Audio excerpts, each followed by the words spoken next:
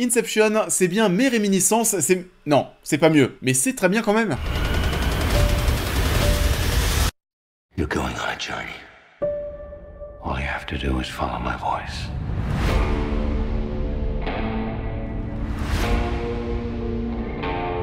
Bonjour à tous, j'espère que tout le monde va bien et on se retrouve en ce milieu de semaine pour reparler de cinéma d'actualité. Et il sera question aujourd'hui d'un film dont l'affiche a fait parler parce que oui, ça ressemble quand même pas mal à Inception. Et vous allez le voir dès la présentation du film, ce n'est peut-être pas totalement un hasard. Du coup, Réminiscence, on en parle. Réminiscence est réalisé par Lisa Joy, c'est son premier film, co-créatrice de la série Westworld et porté par Hugh Jackman. Dans un futur proche, un enquêteur privé est engagé par des clients afin de retrouver leurs précieux souvenirs. Au cours de sa dernière affaire, il va tomber éperdument amoureux d'une cliente qui va disparaître. Il va donc se retrouver perdu dans une boucle temporelle et découvrir les aspects de sa personnalité qu'il ne connaissait pas. Donc, du coup... Oui, l'affiche fait penser à Inception, il y a pas mal de choses qui font penser au film de Christopher Nolan.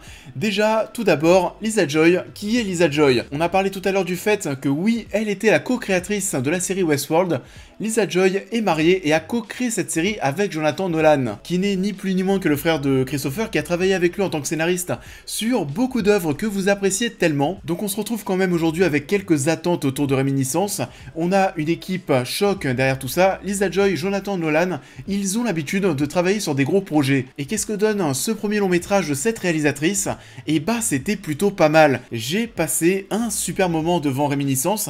Il y a 2-3 choses négatives sur lesquelles on va revenir, mais dans l'ensemble c'était quand même très bon. C'est un film tout d'abord qui me parle, c'est très subjectif. On va parler de passé, d'amour, de l'amour qu'on n'arrive pas à oublier, qu'on veut revivre, de cette addiction au passé. D'ailleurs il y a cette réplique qui est dite dans le film. Rien n'est plus addictif que le passé. Et pour ma part, c'est un petit peu vrai, donc oui, ça me parle. C'est un long métrage qui, à ma grande surprise, est assez simple. C'est vrai que je m'y attendais pas forcément. Quand je parle de simplicité, alors oui, l'histoire est très simple à comprendre. C'est pas aussi tordu qu'un film vraiment là de Christopher Nolan. Ce que j'ai apprécié, je pense, cette fois-ci, c'est que c'est un film qui n'est pas prétentieux, c'est le mot. Et pourtant, on est sur un concept assez original avec lequel on pouvait partir sur plein de choses, partir bien plus loin, en voyant cette fois-ci, d'un côté, les créateurs de la série Westworld et leur attache avec le travail de Christopher Nolan, on pouvait penser qu'on allait partir sur quelque chose de similaire, et ce n'est pas le cas. That machine of yours, how close can you get before the illusion's broken? Donc ouais, dans un premier temps, c'est vrai que j'ai bien aimé ce côté pas forcément prétentieux, ça m'a beaucoup plu. On n'a pas une histoire qui va s'éparpiller dans tous les sens, c'est vraiment plaisant. On fait depuis tout à l'heure des comparatifs, des parallèles avec Inception. La vérité, c'est que les deux films, les deux histoires sont très différentes. À la limite, on est plus sur une histoire qui fait penser à Assassin's Creed avec, voilà, là cette fois-ci, c'est le fait de revivre nos mémoires. Dans Assassin, on revit les mémoires de nos ancêtres. On se retrouve dans un futur proche avec une technologie très poussée, où là aussi, encore une fois, on pouvait partir sur plein de choses. C'est une technologie qui va pouvoir être utilisée à des fins médicales, morales, nostalgiques, qui va être aussi utile pour retrouver par exemple un objet. On pouvait partir dans plein de directions, explorer plein de choses. L'univers est assez captivant de même, ce futur proche où la nature reprend ses droits. Le monde vit quasiment essentiellement la nuit, il fait trop chaud le jour. C'est un film et une ambiance qui ont réussi à me captiver, c'est hypnotique. Hypnotique comme la beauté de Rebecca Ferguson, mais bon, ça c'est un autre sujet. Il y a de l'eau absolument partout, l'eau a inondé la ville. Dans cette technologie qui va nous permettre de revivre nos souvenirs, on a aussi de l'eau.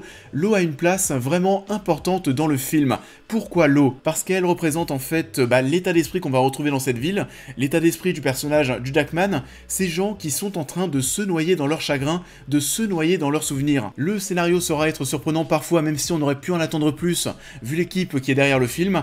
Niveau narration, on aura quand même une sacrée surprise au bout de 30 minutes, et ça, on en parlera en partie spoiler. À vrai dire, si on a envie de revenir sur Réminiscence pour pointer du doigt 2-3 défauts, je pense que l'on va parler de quelques fonds verts qui sont quand même très visibles. On a aussi tout un plan qui va être très très long, qui va permettre d'introduire l'œuvre avec cet univers, la ville de Miami. Pareil, c'est très numérique, on voit très bien au niveau des bâtiments que tout est fake. On le voit en fait très bien au niveau de la texture des immeubles. Donc oui, on va voir 2-3 choses qui d'un point de vue technique vont être un petit peu gênantes. Sinon, à part ça, le film a quand même de la gueule. La deuxième chose qui m'a assez perturbé dans Réminiscence, ça a été en fait les 2-3 scènes d'action qu'on t'a mis en plein milieu de l'histoire. Je sais que vous êtes beaucoup de toute façon à aimer les scènes d'action. personnellement, et bah ça m'a un petit peu gêné. J'ai adoré en fait l'ambiance du film, cette ambiance qui est assez hypnotique, où on est vraiment immergé dans cette histoire, où on plane un petit peu entre le vrai, le faux, les souvenirs, le réel, etc. Les scènes d'action font, à mon sens, un petit peu tâche. On va en avoir pas beaucoup, on va avoir une scène de gunfight et une autre scène de combat avec Hugh Jackman. C'est vrai que je m'en serais passé, c'est très subjectif, hein, comme je suis en train de vous le dire. Personnellement, ça m'a un petit peu gêné, mais ça veut surtout dire que j'ai adoré l'ambiance du film. Vous l'avez donc compris, j'ai passé un très bon moment devant Réminiscence. C'est un projet qui est vraiment plaisant, qui n'est pas prétentieux, qui fait plaisir à voir. J'ai adoré cette ambiance, malgré les 2-3 scènes d'action, comme je le disais, qui m'ont un petit peu sorti, bah voilà, de cet univers dans lequel je prenais plaisir à m'immerger. J'aurais certainement préféré qu'on reste dans cet esprit d'enquête durant tout le long, mais bon, c'est pas grave, Lisa Joy a clairement fait le taf, et pour un premier long métrage, et bah c'est plus que prometteur.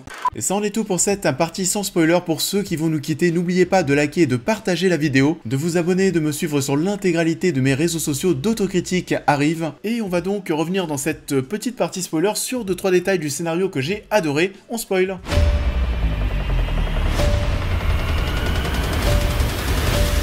Alors oui, déjà, la première chose que j'ai aimé, c'est ce qu'il s'est passé durant les 30 premières minutes. Comment est-ce qu'on t'amène le concept, comment ça fonctionne, tout ça pour comprendre au final, au bout de 30 minutes, et bah que depuis le début, on est dans la tête du Jackman, on est en train de revivre ses souvenirs. En termes de narration, c'est très efficace, on te présente à la fois le concept, mais aussi l'état d'esprit dans lequel se retrouve le personnage du Jackman. On sait dès maintenant qu'en fait, et bah ce n'est pas un homme heureux, alors que ça fait 30 minutes qu'on te le montre content. Ça me fait d'ailleurs penser à ce que je vous disais dans ma critique d'Inception, comme quoi tout le film serait peut-être un rêve.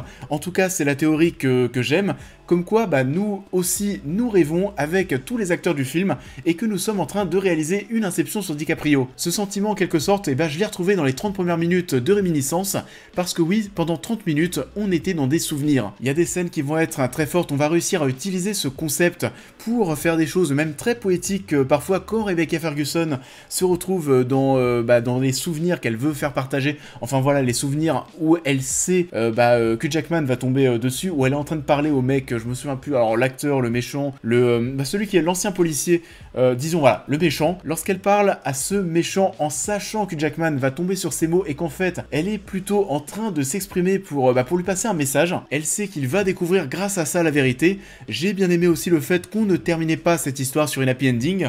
C'est vrai qu'en soi, oui, c'est assez triste, même si bon, il y a aussi un petit côté joyeux parce que lui, au final, c'est tout ce qu'il recherchait. On est sur un personnage auquel on s'attache, qui est très torturé, qui a du cœur, qui est humain quand on voit tout ce qu'il va faire pour essayer de retrouver la femme qu'il aime, même si d'un autre côté, on va voir aussi qu'il saura être vraiment horrible. Lui, faire du mal, c'était pas forcément une bonne idée. Je sais pas vous, mais jusqu'au bout, je pensais que le personnage de Rebecca Ferguson n'était tout simplement pas mort. La mise en scène de sa mort est assez chelou.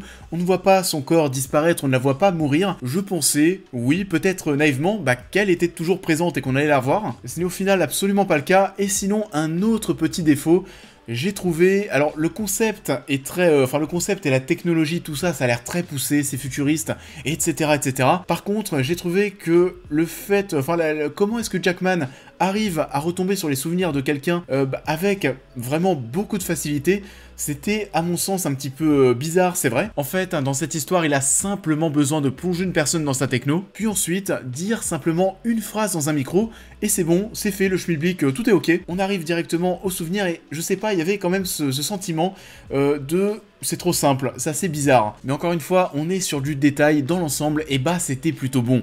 Ça en est tout pour cette critique, j'espère qu'elle vous aura plu comme d'habitude. Je vous invite à la liker, à la partager, à me dire en commentaire ce que vous avez pensé de l'œuvre en question, à me suivre sur l'intégralité de mes réseaux sociaux pour plus de news et réactions à l'actualité, mais aussi à devenir membre soutien si vous souhaitez soutenir mon travail, et on va se retrouver très vite sur la chaîne pour cette prochaine critique.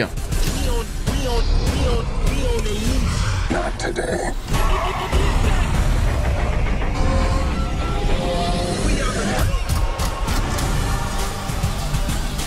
On va donc se retrouver en cette fin de semaine pour des critiques, un rattrapage. Peut-être aussi, j'attends de voir parce que y a visiblement des leaks autour du trailer de Spider-Man No Way Home. Peut-être que le trailer va débarquer très vite, peut-être même que le trailer va tomber cette nuit pendant que je suis en train de monter la vidéo. Donc il y a possibilité qu'on parle bien sûr du trailer, qu'on fasse une trailer reaction du trailer de ce nouveau Spider-Man. On verra si ça tombe. Je sais que vous avez très hâte, on en parlera bien sûr, donc on verra, l'avenir est encore incertain. Je vous souhaite une très bonne continuité de semaine et je vous dis à très vite.